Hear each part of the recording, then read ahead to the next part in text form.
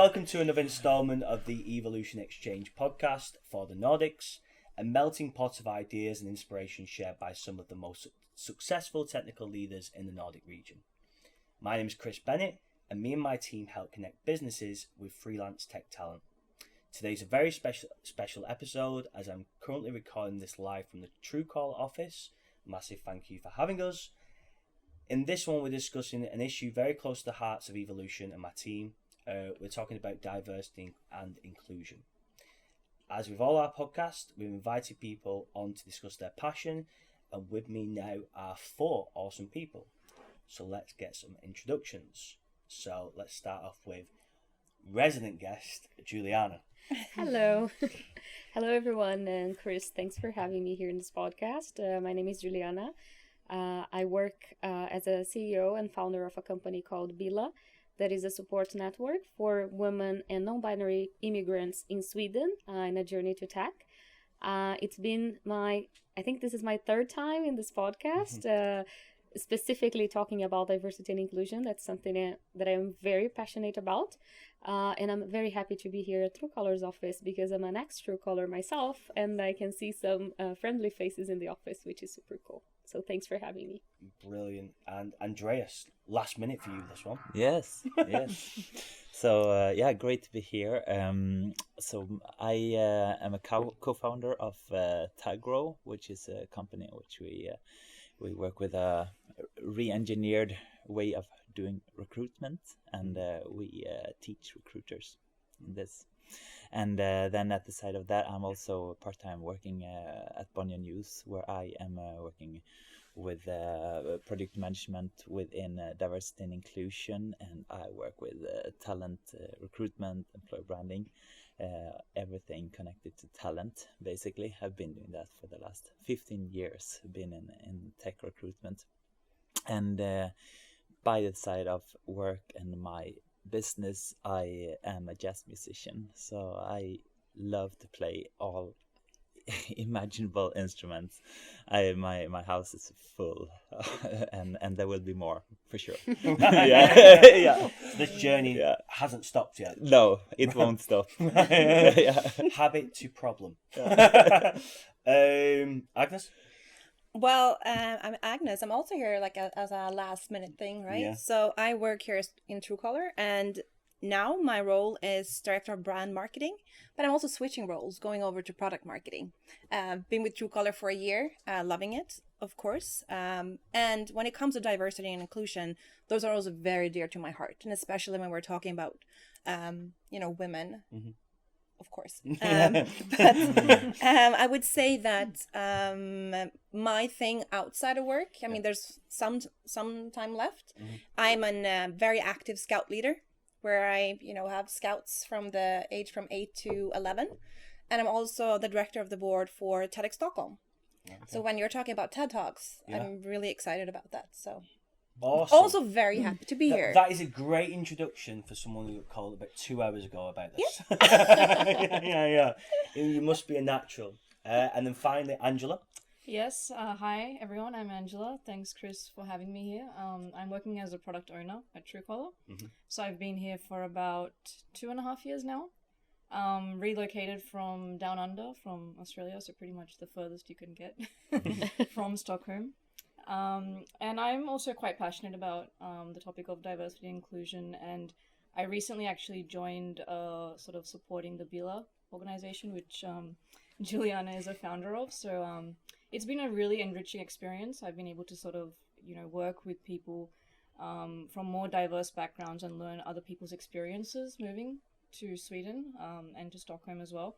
So yeah, very passionate about this topic. I think there's a lot that can be spoken about this,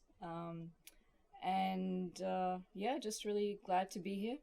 Outside of work, I have a lot of creative interests, so I like to play the guitar, so just one of the instruments I like, and dancing is a very big thing for me.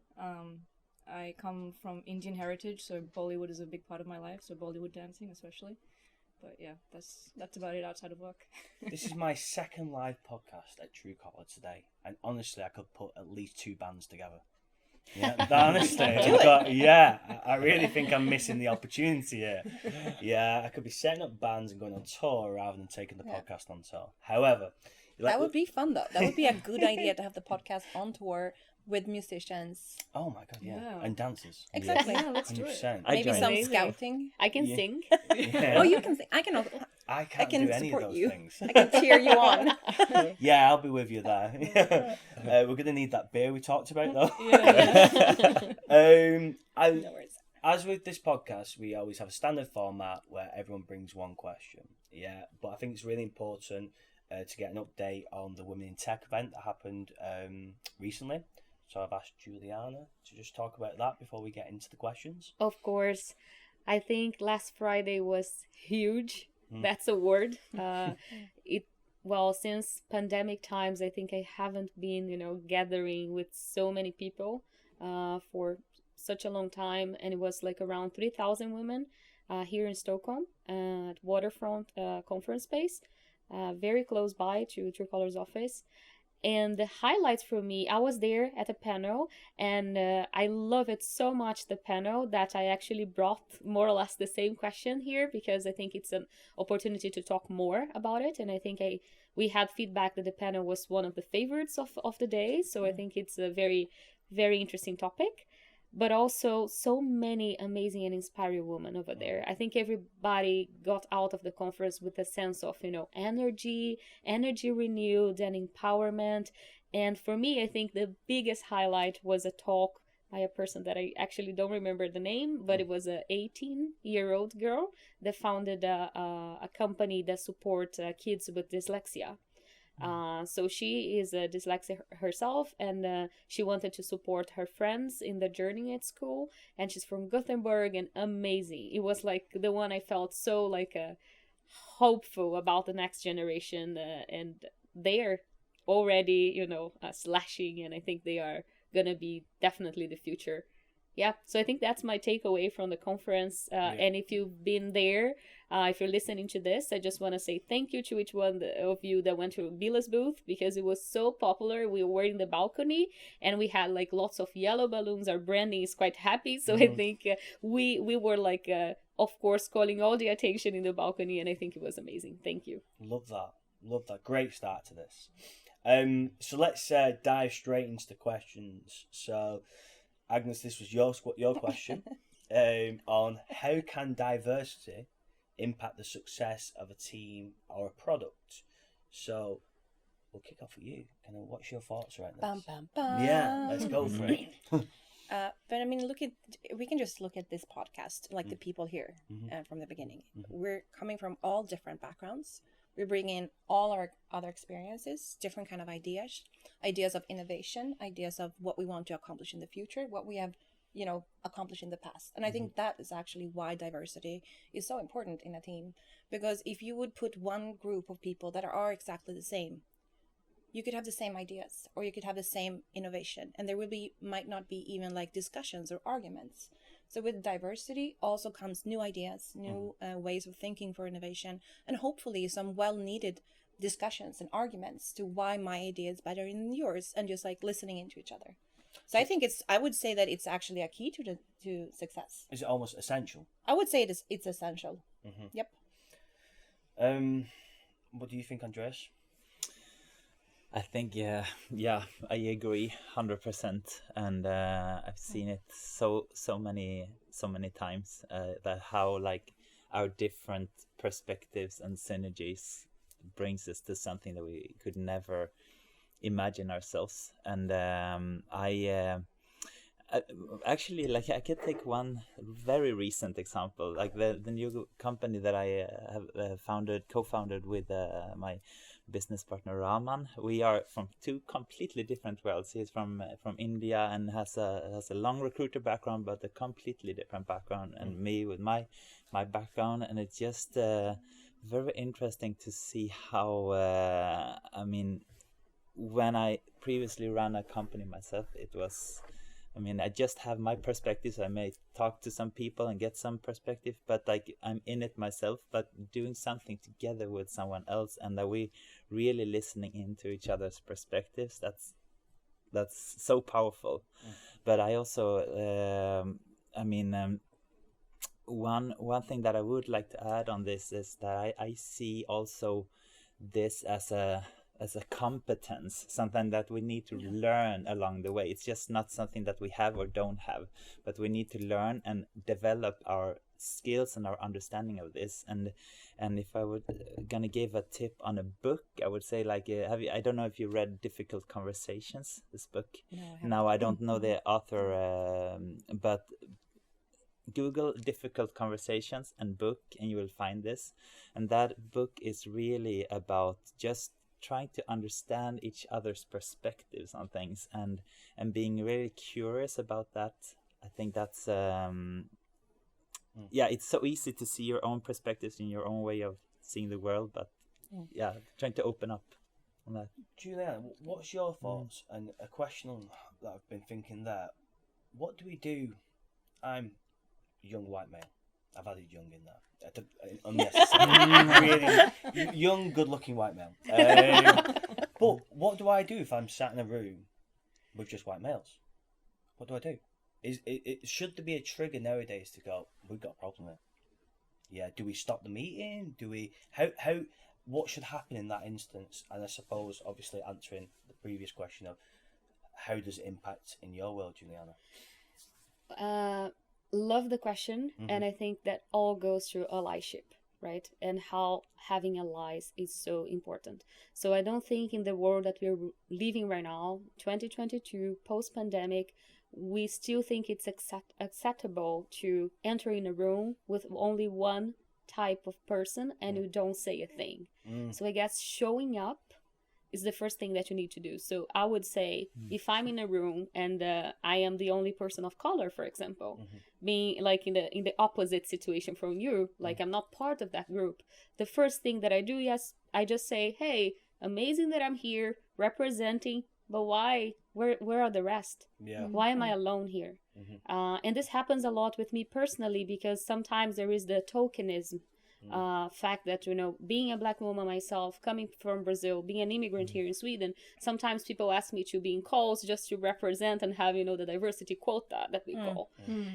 And although I feel it's super important to have representation, the burden of being the only person in the room can be quite heavy. So if you are in the situation that, you are in a room full of people from the same background as you, just call out and say, hey, we need diversity here. We need people with different perspectives.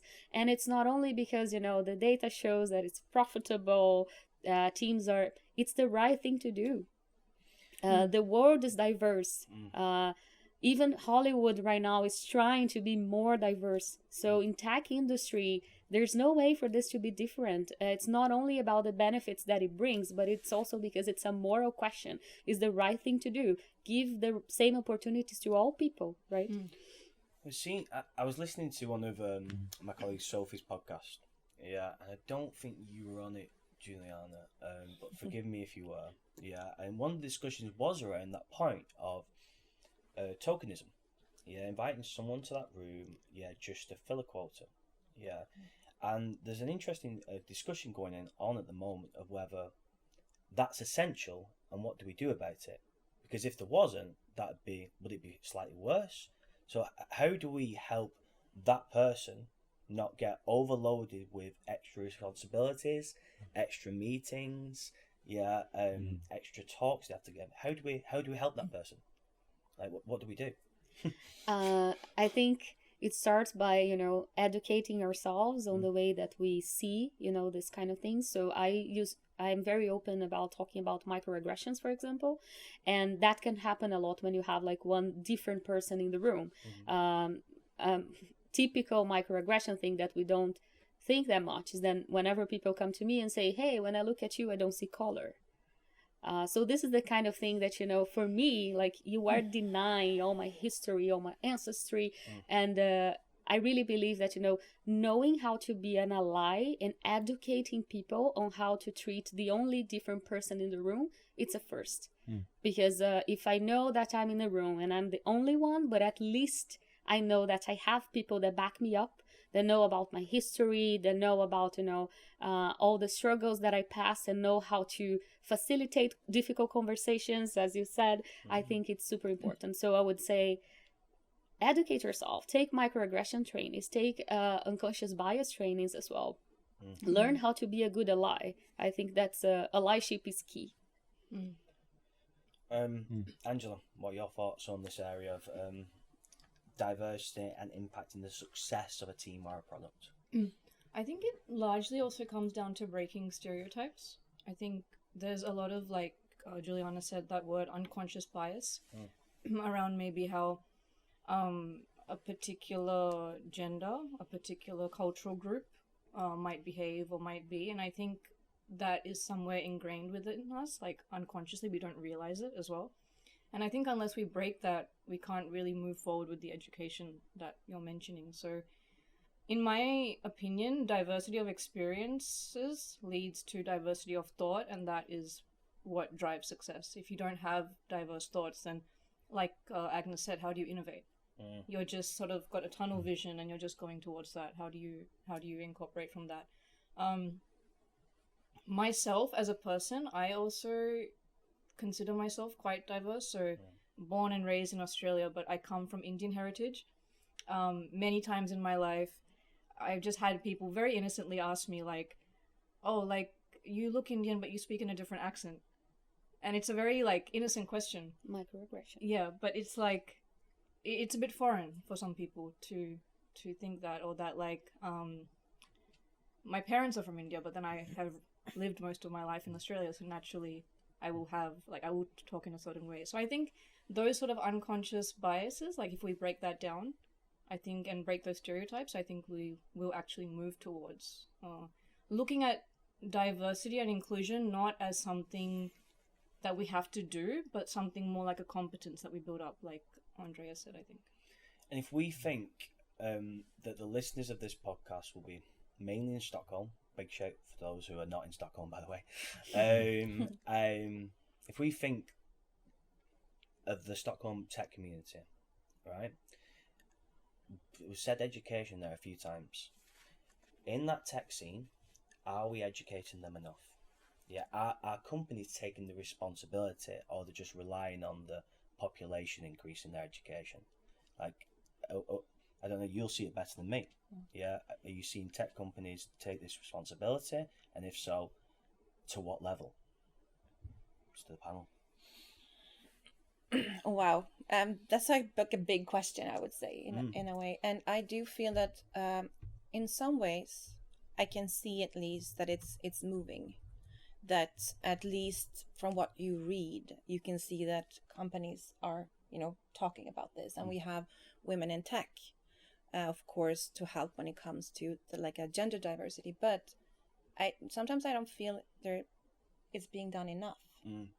And maybe it's because, like you said, we're supposed to have a diversity, and we're supposed to talk about that. So we are talking about that. But how deep are we going? And I cannot speak for every company, of course. And in some companies, like here in Truecaller, when it comes to diversity, with over 35 nationalities, that part can come natural, but it's not going to be helpful unless we actually educate people within the company, also understanding we talk about the microaggression, but also like the culture mapping. Swedish people, for instance, we think that we are the right ones. We have that tendency that we think that being like, we are very straight up forward, being frank and just like speak our mind, we think that is the right way. That's how the world looks like. And then if you would ever look at a culture map, we're the odd ones. No one's like us. We're just like the odd ones. There's so many more where you have a very a kind approach, where you always, you wouldn't just like call out on Slack and say like, hey, I need this. You'd be like, hello, how are you today? And then you just wait for an answer, like a more polite thing. So I think it needs to be done more. But which companies actually? See, we have the Women in Tech event every year. Yeah. Right. Yeah. Good. That's the start.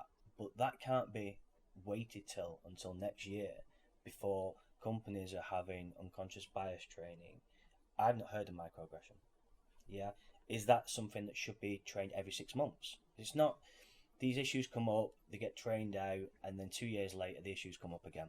So I don't know, a company's taking it seriously enough not to just roll it out, but for it to be scalable?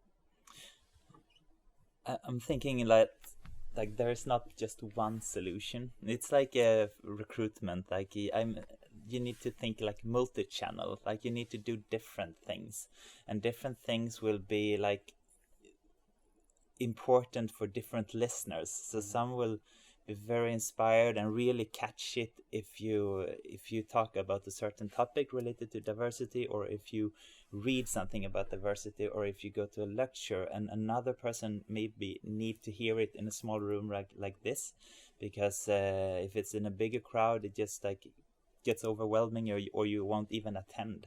So I think that companies need to really do different kind of initiatives around this, and then of course like continuously also measure like how does those initiatives evolve, and what does it actually give us. But I really often see that it's a bit like preaching for the choir. Like if you're really interested in the topic, you will attend, you will join, and you will learn more. But there's a huge crowd that might not be interested and don't think that they need to engage, but everyone needs to engage in diversity inclusion. So I think that is a huge challenge, which even companies that put a lot of effort into diversity inclusion, they have the same problem. How do we engage the complete company in this work? So. And I would also like to add that I think it also really sort of helps us as individuals. We are talking more in a company setting, how we as companies can embrace that. But I think, like Agnes said, when you work at a company like Truecaller, which has over 35 nationalities, it really sort of, as an individual, also brings an awareness to you of maybe in the past, how you may have also had unconscious biases and how you're breaking that. So I think there's a lot of growth that we as individuals can experience as well if we start to ingrain that thinking within ourselves. Juliana, you mentioned before this event, how can we know which companies are taking diversity seriously? And you were factoring that question around interviews, recruiting bias, onboarding. Just talk about why you answered that question and some of your thoughts, Juliana. Yes, as I said, it was very similar to the question I had in Women in Tech. And the theme of the event was level up, right? So it was taking diversity and inclusion to another level. That's not only the buzzwords. And I think since it is a very hot topic right now, especially in technology, but I think in all other fields, it's very easy to fall into the trap that, the company state that they are diverse, and then you apply to a position, then you go there and there's actually nothing happening. People are very biased. There's no safe space. So I think the question was actually, before you even apply for a job, what are the things that you could capture? Of course, it's not certain, right? But there are some red flags that I would say. I would start by basically talking about the whole recruiting process. So whenever you are reading an ad, a job description, is it inclusive enough?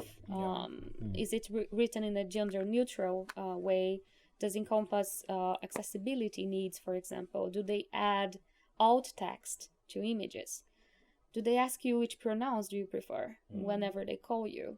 Do they ask if you need any accessibility help, or if you have any, do they adapt their interview process to your needs? I guess, and treat, the whole recruitment process as a very people-centered approach, instead of being only one candidate. And I think companies that are doing that, they are already standing out. And it's not big. What they're asking here is that treat people as they need to be treated. Give replies, right? Reply people whenever they are applying for a job. Even to say sorry, no. But sorry, no is an answer, right? And not having an answer is something that causes a lot of anxiety. And imagine my community, I have a lot of women dealing with a career transition. They are newcomers to a country, and then you send 100 emails, you get nothing out of that. It's very harmful. And then, of course, you have all the part that you can do yourself to look at the careers page and leadership and see, for example, if they do have a board of only made of white straight men.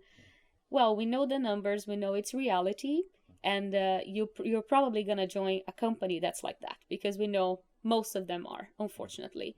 But ask them, what are they doing about it? Yeah. Ask in the interview.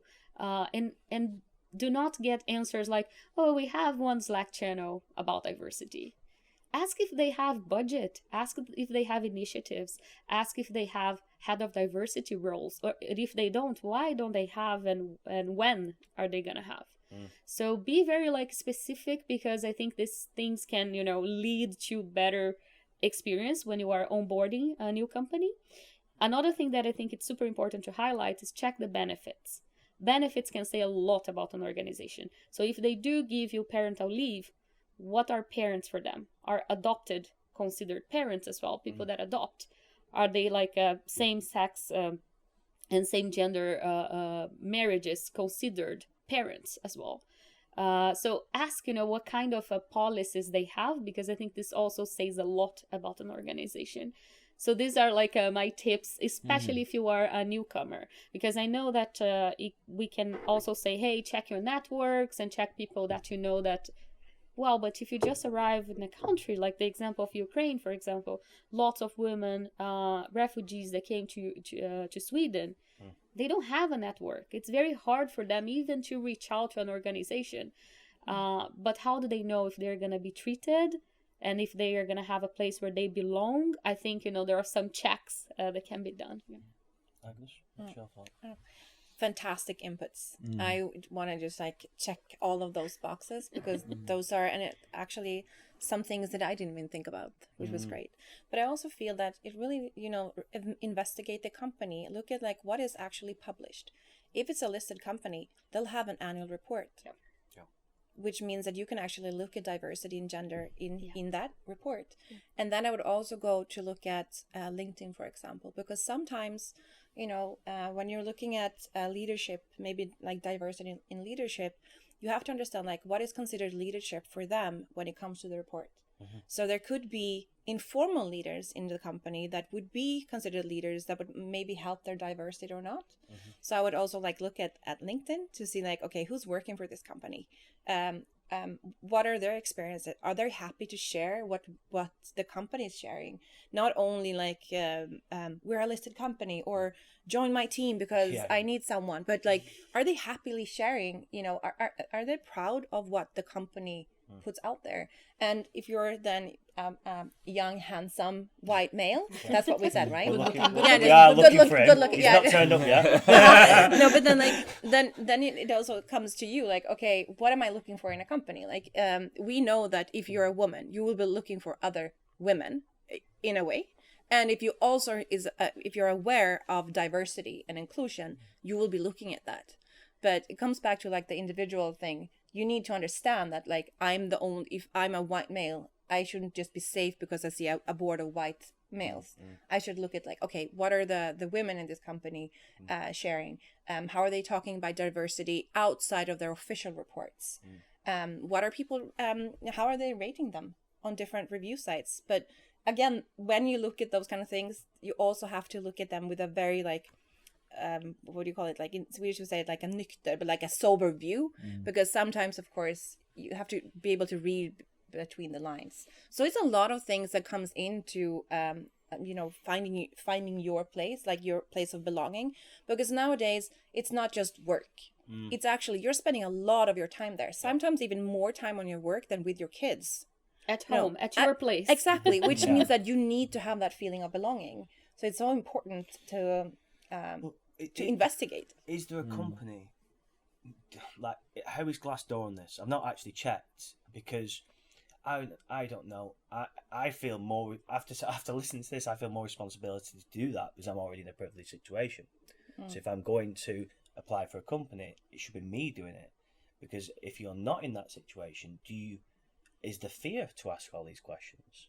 Do you know what I mean? Yeah. And therefore, if there is that fear, and these are all important points, how is Glassdoor at reviewing companies like that?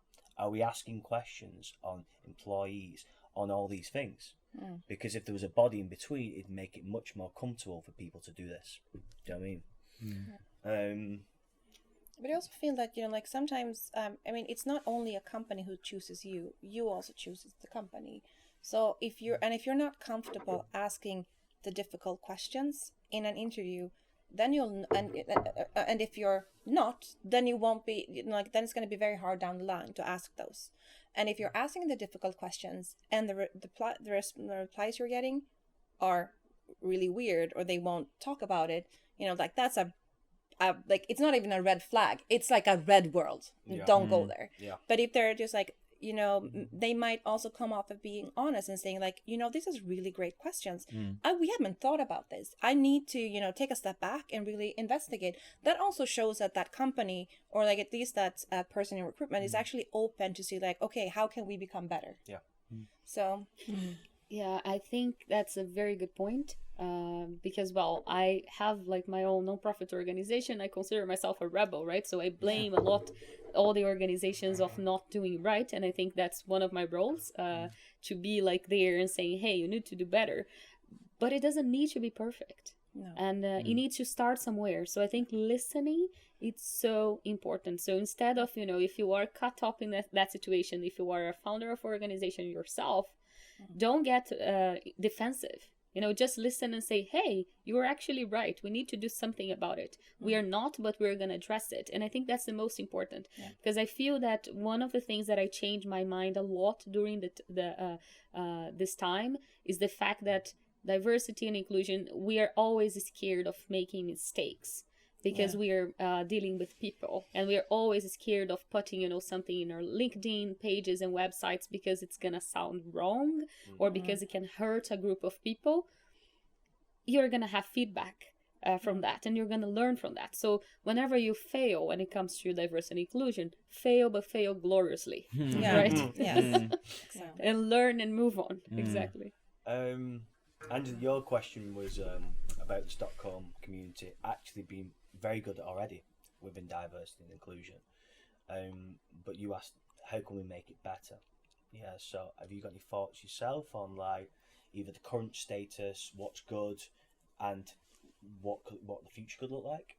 Yeah, I think the current status, in my opinion, is quite good. Like I moved actually, unfortunately, 6 weeks before the pandemic, so I didn't get to attend anything in person. But before I joined, I saw there were a bunch of meetups, you know, tech meetups where people from diverse backgrounds were encouraged to meet up. The Bila Foundation, the organization which Julia is heading as well, is like just aimed totally around that. I think that's really empowering for people who move to a new country where obviously like the language is also a factor, although in Sweden like everybody's also happy to speak English, but naturally if you're not able to converse in the local language, then there are some barriers that you find. But I think if you have these sort of meetups and these events where you can meet people who are also in the same boat as you, you feel more comfortable. And I think we can definitely continue that. I wouldn't say that I got to, like I said, participate in that because of the whole virtual world that we had to live in at that time.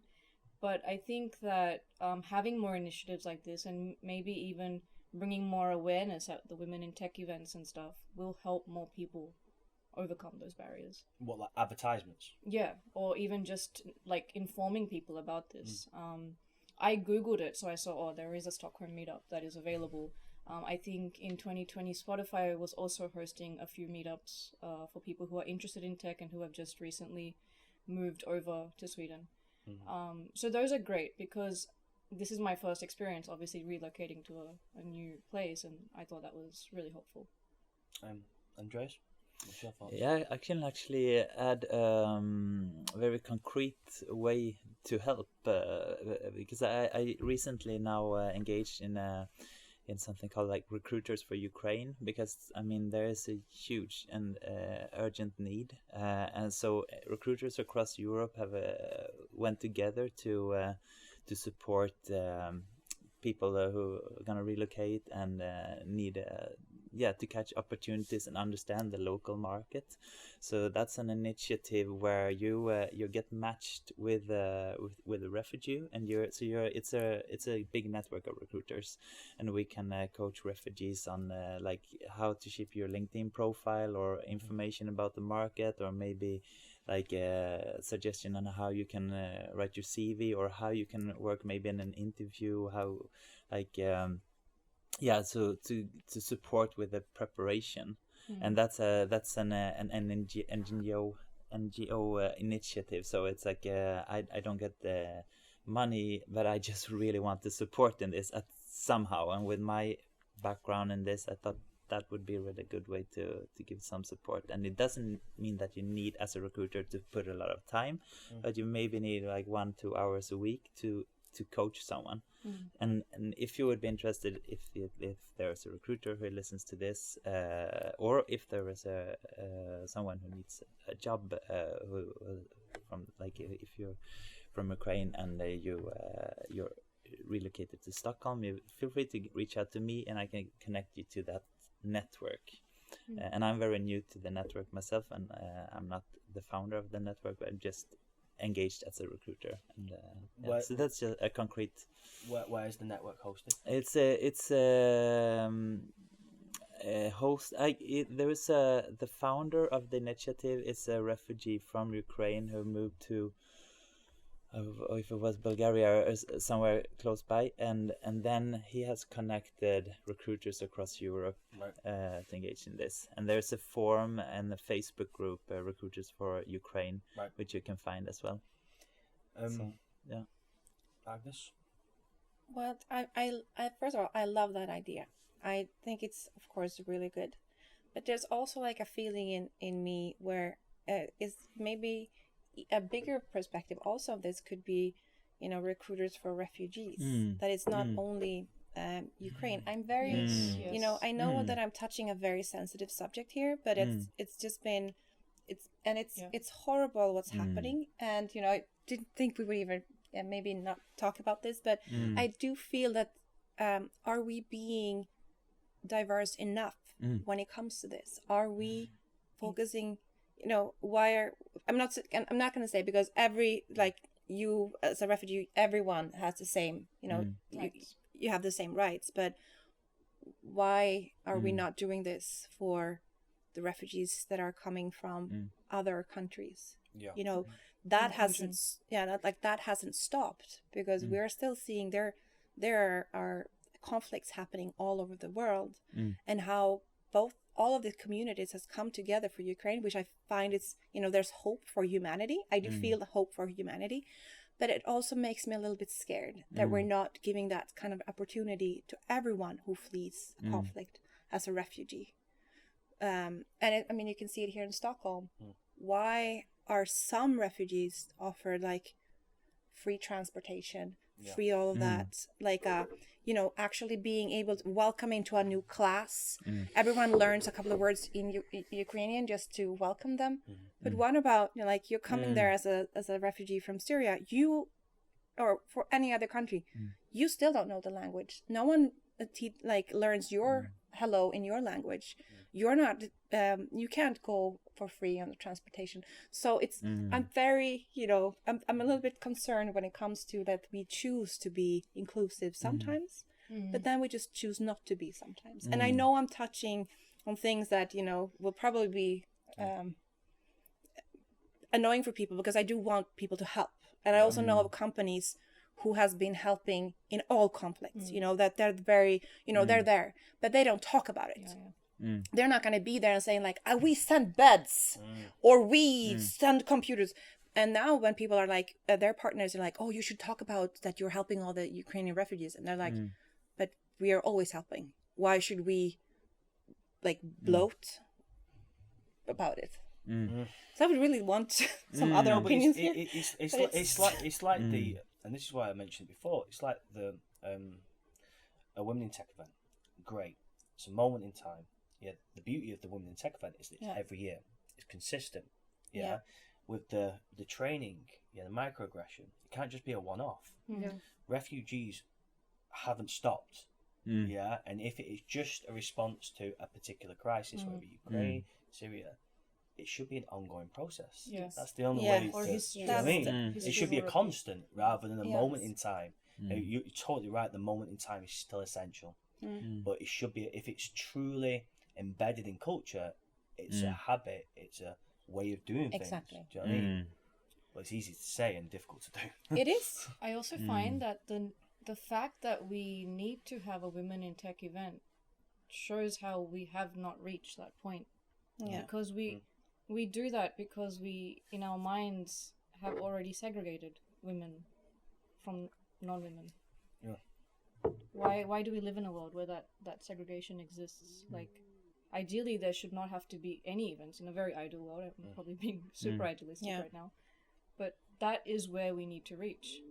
And I think with the topic of, like, refugees as well, like, a refugee is a refugee no matter where they're coming from. If their circumstances reflect that, then that's, you know, so we should... This is, I think, the whole unconscious bias and getting rid of that segregation that we have in terms... And that's what will then make it a more inclusive world and a more inclusive workforce. Yeah. And you think about that, like awareness levels, you know, those where you're like completely ignorant, don't understand that something's happening. And then you come into a place where you're like, I know I'm ignorant and I need to do something about it, right? And then the next one where you're like, I'm aware and I'm so aware. And then you sort of like reach the last level where you're like, you're aware, but it's just like comes natural. And I mean, like you said, if we are to get there, everyone has to be, you know, very much aware that they're either ignorant or that they're aware of it and they want to change it. It's just going to be constant. This change needs to be constant. It has to be constant. It needs to be just so much. I'm sat here listening going, oh my God, I have so many things to change. Do you know what I mean? But not just change, keep in place. Do you know what I mean? I think this is one of the things I'm listening to.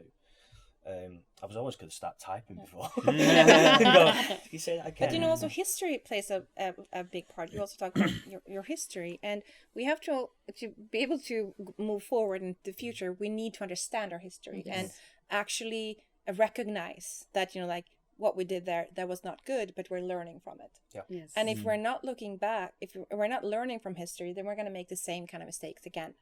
You know, us having to have a women in tech event, it like our women in tech focus, it really shows us that, okay, we gave voting rights in some countries. I mean, not gonna name names, but Switzerland, you know, like 1954, you know, that's not, you know, there are people who are alive when that happened.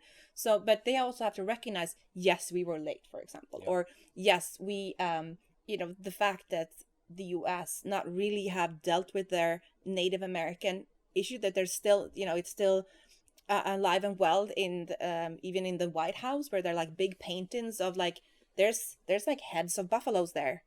And what that really shows is that you killed 6 million buffaloes in order to win that war and actually take over that land. And if you're not really recognizing and saying like, that was messed up, I was kind of cursed, but then I remembered I should not curse, right? Okay, that was fucked up. Okay, sorry. No, but we've got about 10 minutes. We can't start. Like that, you know, in history we failed, but like you said we fail gloriously. That's when we can move forward. You say like, now we can look at like this recruitment for Ukrainians. We're like, oh, that was it's a fantastic idea. Let's do this and let's continue and just call it recruiters for refugees instead, in a way. And recognizing our privileges is the first thing ever. Is when you wake up in the morning and say how privileged I am, because all of us are, right? Yes. I remember one person in the Women in Tech event that went to our booth, and she's from German and she moved to Sweden 1 year ago. So she was reading our poster and she said, hey, I love what you do, but I don't think I am part of it, because we call immigrants, right? And immigrants in a like very wide sense. We don't separate a refugee, whatever people call an expat. As long as you are not born in Sweden, we consider yourself an immigrant. You moved here, or your family moved here, because we have like a second generation immigrants, we call them as well. But I told her, hey, you are part of this as well. We don't separate like this. We don't put, you know, people into boxes. As long as, of course, some of us came with boats. Some of us came with a canoe, right? Yeah. And we arrived here in very different ways. Some people didn't even have a boat. They just came. walking. So there is, of course, inside our community, there is struggles that are completely different. Some people don't even know how to start speaking English, for example. So if you compare, for example, people in Ukraine, they usually have easier access to English classes there compared to people that from Arabic countries, for example. So, you know, the privilege that people already come here to this country also says something. So I think the initiatives, they have to be more plural. Yeah. And I know it's very hard to be plural because, for example, my organization focuses on women, non-binary, and then we have people from LGBTQ groups that question us, why aren't you embracing us as well? Why don't you embrace like more accessibility, neurodiversity? And I am listening to all of this and saying, hey, we need to be more plural. But I think baby steps, right? As I said, let's start and let's see where it lands. I think the opportunities comes as well. Andreas, you asked a question before. So what could be a concrete tool to use on a day-to-day basis for employees to support an inclusive workplace? Yeah. Tell us about why you asked that question. Yeah, and actually it's not just employees but human beings. Okay. Like what could we think about on a day-to-day basis, like to be more inclusive and both in the workplace and in life in general. And I was very curious to hear your perspectives on this. I mean I have some suggestions, some ideas around it, but there could be so many things that you could do, I think. And Angela, have you got any thoughts on day-to-day tools that we can use to support? We'll go for employees for now, but yeah. So what could we do? Have you seen anything working? I don't know. I think it really starts with like where you spend most of your time. So like we spend it at work. So if we have events where we sort of, I don't know, are able to connect with each other beyond our work. So what are our identities like from different aspects? I think that's probably the first step. I really think that it's just so individual, and it also takes a certain amount of awareness and willingness to do that. In like I heard this definition that ignorance is exactly the same as lack of acknowledgement. If you do not acknowledge that, you know, maybe you're not someone with the mindset to be accepting of diversity and inclusion, then you are just ignorant and you cannot put yourself forward. But I think it really just comes down to each individual doing that. And whilst we can sit here and have this podcast and also share our thoughts, at the end of the day, unfortunately, we still will not be able to get across to everyone because some people are just, you know, having a tunnel vision. And sometimes I just think that's just lack of awareness. And it's really just, let's connect with like-minded individuals who share the same thoughts that we do, like we all do over here. And then in our small efforts, how can we contribute to that? I really agree with what Juliana said, that if you are in a position of privilege, like we are, and you don't use it in the best interest of humanity, then it's just a complete waste. Yeah. It's just a complete waste. Juliana? Oh, that's a fantastic quote. Oh, well, I know. Again, I'm sat here writing notes. I need to sort myself out, to be honest. Yeah. Juliana, have you thought about any day-to-day tools that we can use at the moment? I think when we think tools, as I said before, I'm super advocate for having, you know, education in the workplace and having, you know, more trainings, even mandatory things that, you know, when you are onboarding, for example. But I feel that once, and I think that resonates to what you're feeling, Chris, once you start getting closer to the topic of diversity and inclusion, you start seeing things that are very difficult to unsee, right? You can't. So whenever you enter in a room and then you are the only person there that is different, so all these things, they start coming. It's like, you know, some clouds, they're suddenly gone and you start seeing. So being an advocate, whatever role that you have, is super important. So I am in my third company here in Sweden right now.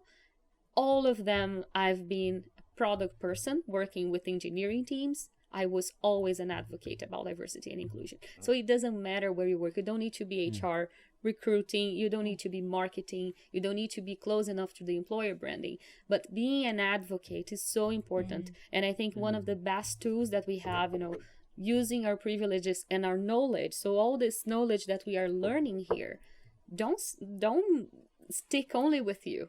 Go ahead and talk about it. Go to your workplace and start creating, the safe spaces that people can talk about it. I think one of the from one of the companies that I worked here in Stockholm, the one that I felt that I belonged the most were companies that I could talk about it. And for example, I am in a room usually with a lot of men, because especially me, I work with infrastructure, lots of men, and then suddenly one of them says something that's not nice. So I stop everything that we were doing and say, hey, I felt a little bit offended. And it needs to be, especially when it comes to microaggressions, for example, it needs to be right away. You cannot take this home and in the other day you come and you're like, I was feeling so bad, because then you start to create, resentment for the company. So I feel that if companies are able to create these tools to have safe spaces, this is where what belonging looks like.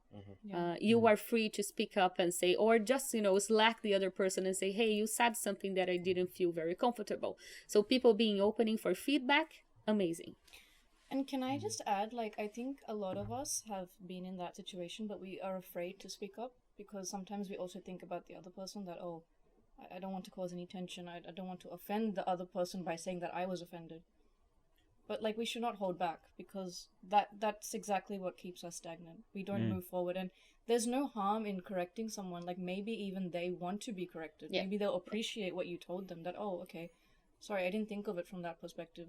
I didn't mean it in that way, and I would be more aware of that in the future or something. So it's actually, it's really helping. It's not like you're offending anyone. So I know from a few people who I've spoken to have been in situations like this where they're like, oh, I just didn't say anything back because of that fear of offending someone else. And it's okay to stand up for something that you don't believe was right in your interest. It's the people that are sitting here in this panel, and there's other people like us who will open our mouth, who will be the difficult person in the room, who will give a voice for when you're not approving of something.